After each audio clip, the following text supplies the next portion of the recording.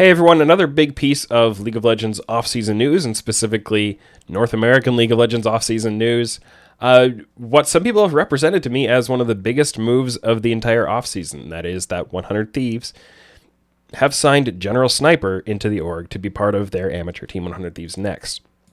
Now this is a really big deal, but you might not seem so to a lot of people because obviously this is not an LCS signing. It's not even an academy signing.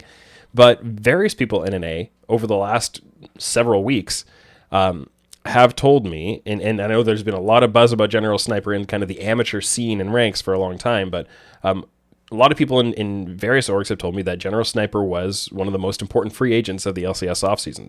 That actual phrase has been used. Even though he is, let's get some basic facts out of the way. He just turned 15 on November 10th, according to Leaguepedia.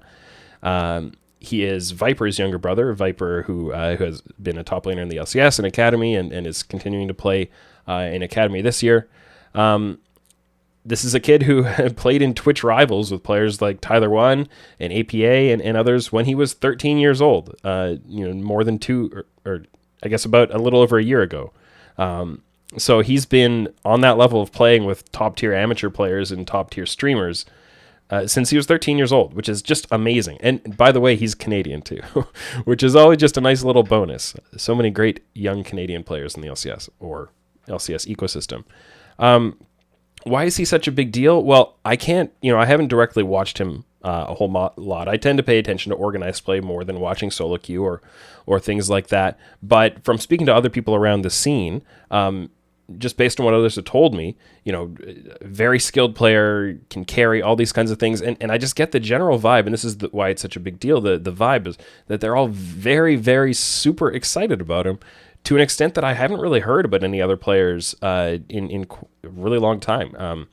There are a lot of players that people are very excited about, but the level of excitement and enthusiasm about this player who's coming up through the system is pretty much unmatched for what I've been kind of tracking over the last several years. So, I'll obviously be watching him very closely, playing with 100 Thieves next in the amateur tournaments and seeing how far they get, whether they qualify to Proving Grounds and all these kinds of things, and form my own opinions about him as a player. But that excitement is infectious, and that enthusiasm is just something I can't help but absorb into myself. And so I'm really stoked about this, and to see that he will be involved in getting to play, getting this really valuable 5v5 experience.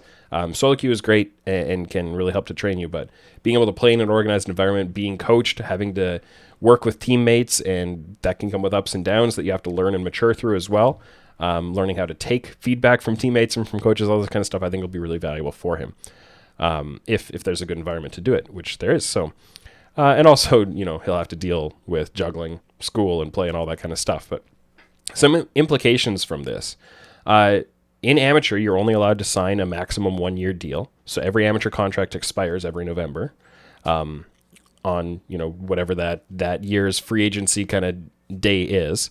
And my understanding, although I'm not 100% sure on this, but I'm pretty sure this is the way it works, is that he can't be promoted into an academy contract before the kind of the trade deadline for the LCS season, in 2022, because he won't be 16 until November 10th, 2022. So this is a strategy that the 100 Thieves org and others have used before, that you get up to the kind of academy deadline, and then players like Kenvi, Tenacity, Busio this year, they will move them up from their amateur team into the academy org, whether or not they're going to play in academy, and they'll sign them to a multi-year deal. And now they've managed to kind of avoid free agency. They've shown commitment to this player, and the player's shown commitment to them, and they can say, hey, you played 3/4 of the year in amateur, but now, we're going to do this slightly awkward. Maybe, you're going to be on the bench for academy, or maybe you're going to play in academy. We're going to move another player.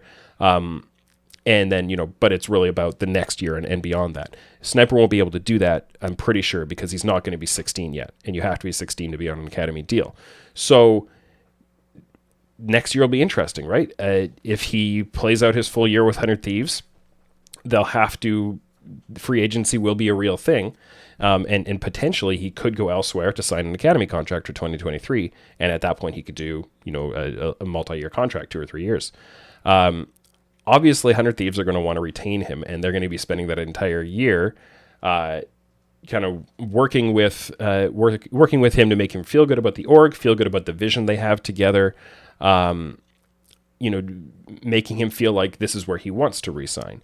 And obviously, why wouldn't you want to retain your young talent? And so that'll be interesting. I think we haven't really seen very often that a young player in this position won't re-sign with the org that is continuing to develop them and invest into them. But it's a possibility that's out there that will be a storyline potentially going into next year. Why would 100 Thieves bring a top laner like this into their org when they have Tenacity, who is also a prospect, who's just getting started on potentially an LCS chapter of his own career? Well, I mean, you're always going to, a couple things you want to hedge against. Having multiple prospects means you can kind of hedge against who's going to work out the best. And we're at least 2 years away from Sniper even being eligible to play in LCS, and that's a long time frame for Tenacity to prove himself. And at that point, if both players work out really well, you have the kinds of good problems that 100 Thieves are dealing with this offseason, or too many good players, not enough slots for all of them. Oh no, what are we going to do? That's not a problem that you're going to complain about as an org. You're stockpiling assets, basically, if you want to be kind of a little bit more callous about it. You're giving yourself a lot of options for the future. Maybe only one of them will work out, and then it makes the decision a little more easy in the future. Why wouldn't you do this? And for his part, why might Sniper choose 100 Thieves when he has Tenacity ahead of him by a couple of years? Well, I think the track record that the org has with their, they were the first LCS org to form an amateur team. They, in some ways, they get a lot of credit for kind of spawning a lot of this amateur ecosystem with all the other LCS orgs that have gotten involved. You look at the list of players just over the past 2 years that they've been able to develop and move into Academy and now potentially LCS.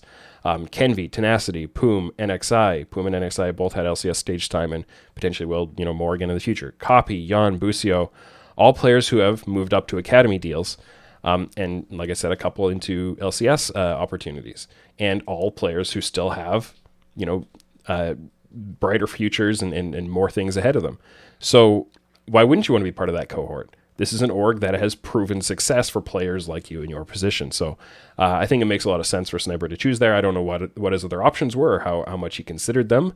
And there are other good options. 100 Thieves are not the only org that can develop these young players and give them a good path into the LCS.